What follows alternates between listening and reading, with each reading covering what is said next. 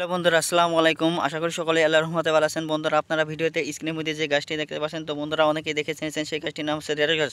বন্ধুরা, এই ঢেঁড়স গাছের উপকারিতা কিন্তু অনেক। ও ঢেঁড়সের যে ঢেঁড়সগুলো দেখতে পাচ্ছেন, তো বন্ধুরা এই ঢেঁড়সগুলো যদি আপনারা নিয়মিত সকালবেলা ভাজি করে খেতে পারেন, তাহলে বন্ধুরা কী উপকার পাবেন এখন বলে নেই।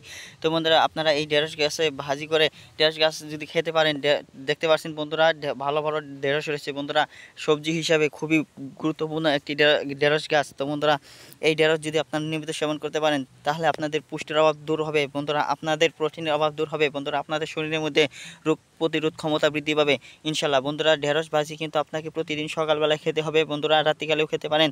তো বন্ধুরা, এবং কি কাঁচা ঢেঁড়সও খেতে পারেন। কাঁচা ঢেঁড়স খেলেও বন্ধুরা আপনারা অনেক উপকার পাবেন। তো বন্ধুরা, এই ঢেঁড়স গাছ আপনারা যদি খেতে পারেন, তো বন্ধুরা তাহলে আপনাদের শরীরে বিভিন্ন সমস্যা থেকে মুক্তি পাবেন, রেহাই পাবেন। তো বন্ধুরা, ঢেঁড়স নিয়মিত খাওয়া শুরু করে দেন বন্ধুরা। ঢেঁড়সের মধ্যে প্রচুর পরিমাণে ভিটামিন, প্রোটিন এবং কি আমিষ রয়েছে।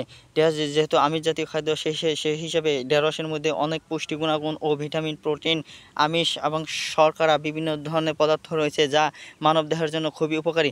বন্ধুরা, এই ঢেঁড়স আপনারা আজই খাওয়া শুরু করেন বন্ধুরা। যত দেরি করবেন তত আপনাদের লস হবে বন্ধুরা।